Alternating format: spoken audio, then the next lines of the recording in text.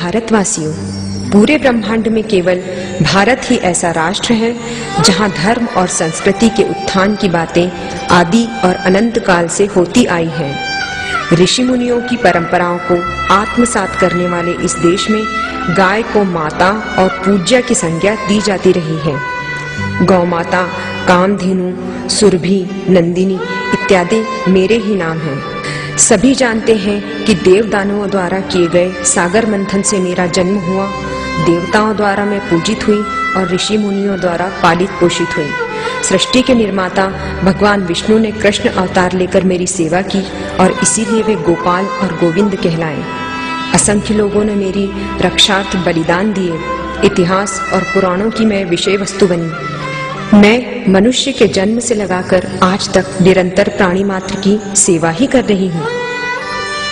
आप लोगों की इतनी सेवा के बावजूद मुझे आज मनुष्य ने दिया ही क्या है?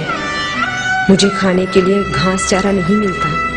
भूख और प्यास से युक्त जीवन काट रही हूँ। जब मेरी क्षुधा शांत नहीं होती तो मैं दर दर भटकती हूँ, कभी इस गली तो कभी उस गली। सब्जी मंडी में डंडे खा खा कर पेट भर रही हूँ। मुझे जब प्यास लगती है और नमक की भी आवश्यकता होती है तो मैं मानव मूत्रालय में जाकर गंदा पानी पीती हूँ ताकि मेरी प्यास भी बुझे और नमक की भी पूर्ति हो। पॉलीथीन की थैलियां भी मैं खाती रहती हूँ क्योंकि खाद्य पदार्थ भरकर मुझे मरने के लिए सड़कों गलियों पर फेंक देते हो और मैं भूखी मजबूरी में उन्हें खाती हूँ। फिर भी हे बलिष्ठों, मैं तुम्हें दूध देती हूँ, मेरा बछड़ा तुम्हें अन्न देता है। सुनो संवेदन शून्य इंसानों, दुनिया में ऐसी कौन सी माँ है जिसके दोनों पैर बांध दिए जाते हैं और उसके सामने उसके बच्चे को रस्सी से बांध दिया जाता है। मेरे ममत्व की आड़ में मेरा दूध निकाला जाता है। मैं दूध के पात्र भर देती हूँ और कई लोग तो मेरी काया में निर्दयता पूर्वक इंजेक्शन चुभवाकर मेरा दूध निचोड़ लेते हैं। कई बार मेरे बच्चे को भी दूध नहीं मिल पाता, लेकिन मैं तुम्हारा पेट भरती हूँ।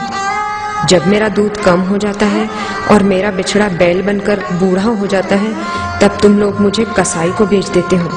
मैं कत्ल खानों में कसाईयों के सम्मुख ठेल दी जाती हूँ। 4 दिनों तक मुझे भूखा रखा जाता है ताकि मेरा हीमोग्लोबिन गलकर मांस से चिपक जाए।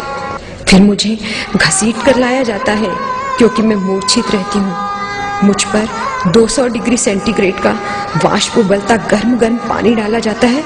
मैं तड़प उठती हूँ। ऐ मेरा दूध पीने वालों, मैं तुमको याद करती हूँ। मुझे कठोर बेतों से पीटा जाता है ताकि मेरा चमड़ा फूल जाए और तुम्हें कोमल चमड़ा मिल जाए। मेरी दोनों टांगे बांधकर मुझे उल्टा लटका दिया जाता है। गलनस काटकर सारा खून निचोड़ लिया जाता है। सुनो जीवधारियों, अभी भी मैंने प्राण नहीं त्यागे हैं। मैं कातर निगाहों से देखती हूँ कि शायद इन कसाईयों के मन में मनुष्यता का जन्म हो, किंतु अफसोस मुझसे पोषित होने वाला भी कोई मुझे बचाने वाला नहीं रहता। मेरे नरम चमड़े की चाहत रखने वाले निर्दयी दुष्ट कसाई मेरी जीवित अवस्था में ही मेरा चमड़ा उतार लेते हैं और तड़प तड़प कर मैं प्राण त्याग देती हूँ। सुनो धर्म प्राण मनीषियों, राम, कृष्ण, महावीर और नानक की जय जयकार करने वालों के इस देश में मेरी करुण पुकार सुनने वाला कोई नहीं है। मुझे तो बस एक ही बात का समाधान चाहिए कि तुमने मेरा दूध पिया है।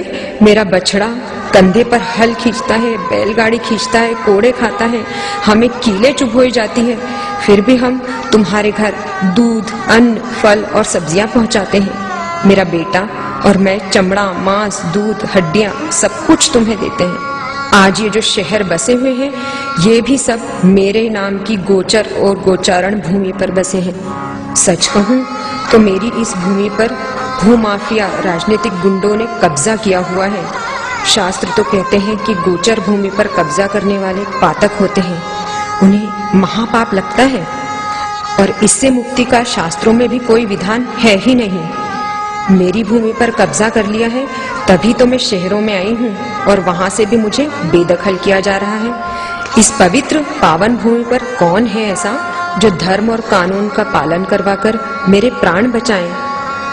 तुम्हारे किए क्रूरतम अत्याचारों को सहकर भी मैं तुम्हें श्राप नहीं दे सकती क्योंकि मैं माँ हूं ना।